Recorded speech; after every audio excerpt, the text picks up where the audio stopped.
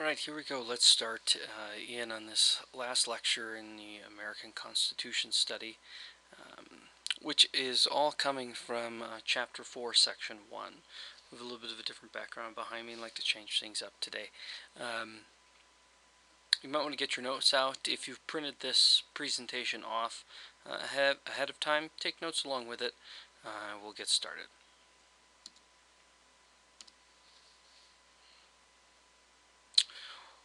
Like I said, this is about federalism, and we already know that federalism is really a sharing of powers, and that's something we've already defined, and that's something that's really key to understanding our current government today.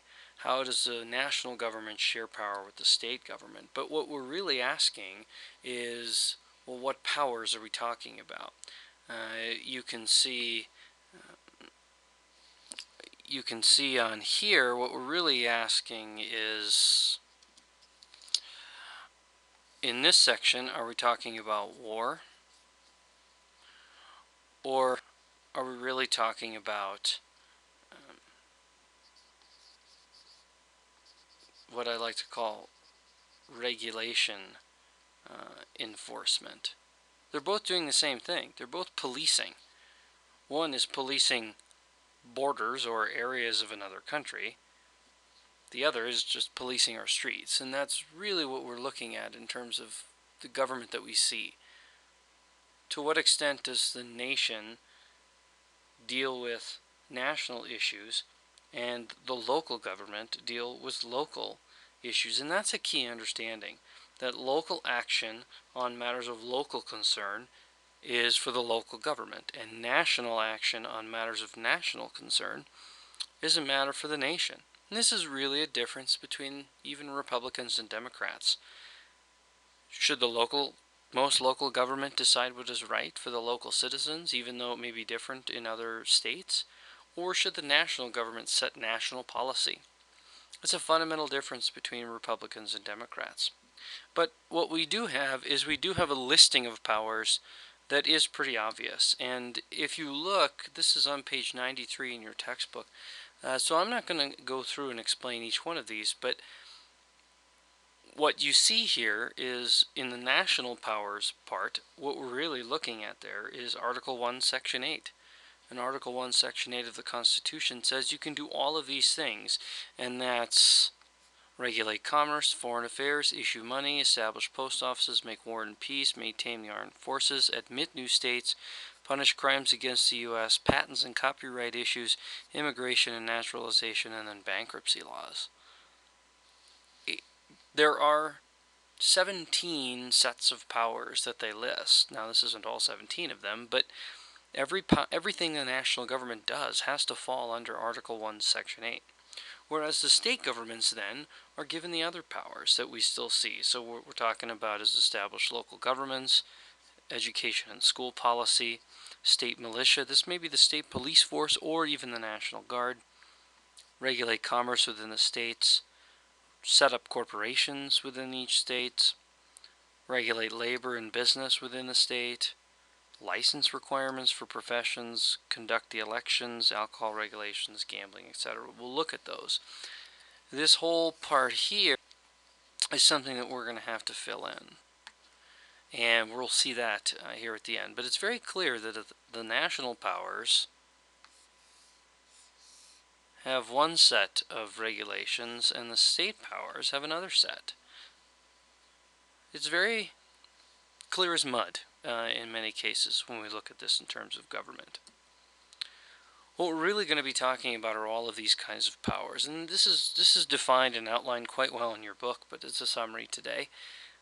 The express powers, like I said, Article 1, Section 8. The implied powers, which come from the express powers through something known as the necessary and proper clause. Inherent powers, well, something is inherent. It exists just because something is. There's also things known as exclusive powers, things only held by the states or things only held by the national government. The reserve powers, which are those powers the states have, and then the concurrent powers. And we'll wrap up at the end and we'll see what concurrent looks like. But let's look directly here first at express powers. You can see that it is an enormous list, and like I said, I'm not going to go through each and every one of these. Most of them are self-explanatory. Although if you do have questions, like in terms of post office and post office roads, some of these may be a little confusing to you. You know, there aren't just roads that exist only for the post office to use, but that is something that the government has used to create things that we use every day. If you'll notice here, it says raise and support an army, and raise and support a navy. And I've asked this question already in class. Well, what about an air force? You know, it doesn't say anything in Article 1, Section 8. It doesn't say anything in terms of expressed powers. But we have an air force, and it's regulated by the national government, and there's a reason for that. And that reason really comes from the next one, which is called implied powers. And this is where things get shaky. The implied is what some people have a tremendous problem with. In fact, the Anti-Federalists, like we looked at last week, the Anti-Federalists were afraid of a government getting too big and a government getting out of control. But what really that they were afraid of was this necessary improper clause that said really nothing. But it also said everything at the same time. It was so broadly defined that it allows our government to do a lot of the things we see today. In fact, Thomas Jefferson goes on as president and as Secretary of State under George Washington to be quite afraid of the necessary and proper clause because he saw it as making government too big. What we really see is Jefferson versus Hamilton in a major discussion about what the limits of government power should be. Now, the Federalists, on the other hand, loved it because it made the Constitution adaptable. And many people, including your book, will refer to this necessary and proper clause as the elastic clause. Like a rubber band can stretch, so can the Constitution because of this necessary and proper clause. And if you look at this list right here, what we have gotten from it is all of these things. The elastic clause has produced all of these things. Regulate child labor laws, the minimum wage laws, the interstate highway system. That comes because of the post office roads piece. Ending racial discrimination in our country in public places. That's the product of the civil rights movement. You know, it doesn't say anything in there in Article 1, Section 8, anything about protections for the disabled, protecting you from discrimination if you're a woman in the workforce. If a man has the same job as you and you get paid less, there's a legal challenge you could make, and the Constitution, because of the elastic clause, has created some legislation to protect those. And then regulating drugs and alcohol. Again, it's controversial in today's time period, but it's been that way throughout history. But the elastic clause, the necessary and proper clause, has really given the Constitution a bit of play in terms of stretching and in terms of adaptability. So while people like Ron Paul will campaign and conservatives will campaign against the evils of the elastic clause, we do have to look at our system today and realize that a lot of what we have would be different, or the protections wouldn't be there had it not been for this invention of the elastic clause or the necessary and proper clause of the Constitution. And again, that gives us the roots of implied powers. It may not say it directly that the Congress has the right to develop an air force because they didn't simply know how to fly, but because they're regulating an army and a navy and we got to get troops and supplies somewhere, we got to create an air force to do that. So therefore it's implied then that the government has the power to create an air force. Again, if we didn't have the elastic clause, we wouldn't have an air force. We wouldn't have that necessary thing to function. The third one is inherent powers. And like I said, when something is inherent, it just is. And these powers exist, the inherent powers, because the United States of America exists. When we used to be a set of states here, and we began to move west, let's say we get to the Mississippi River, and then all of this is the United States, Once we get the Louisiana Purchase from France, well, we had the power just because the United States was. If we're talking about expansion, that's an inherent power of the United States. If we're talking about setting up borders, that's an inherent power of the United States. If we're talking about people coming into the country in terms of immigration, to regulate that is an inherent power of the United States. Somebody's got to do it.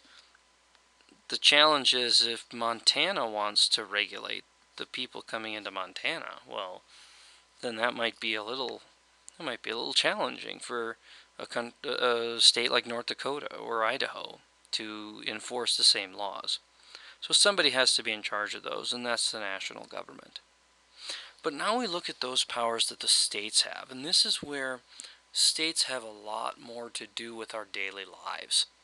We might not think about the national government that much, or we may take it for granted, but the state has a tremendous amount of power in terms of regulation. For example, gambling and liquor laws and professional requirements for teachers and lawyers and doctors and tradespeople and barbers and hairstylists and plumbers, all those things. If you want to get licensed, you don't get licensed by the national government. Me as a teacher, I get licensed by the state of Colorado, and I have certification in Missouri, and I have certification in Colorado, and as a teacher, that's the state's responsibility. If I want to move to California, then I have to apply to the California State Department of Education to get a teaching certificate. If a state wants to ban casinos, the state has the right to do that. If a state wants to regulate the kind of alcohol that's sold and the taxes that go on alcohol, they can do that. So states have certain powers that really affect our lives on a daily basis. Think about you in school. The state regulates and sets up public schools. The state also tests students in public schools to assess how schools are doing, which you'd be interested to note that because of those state's tests,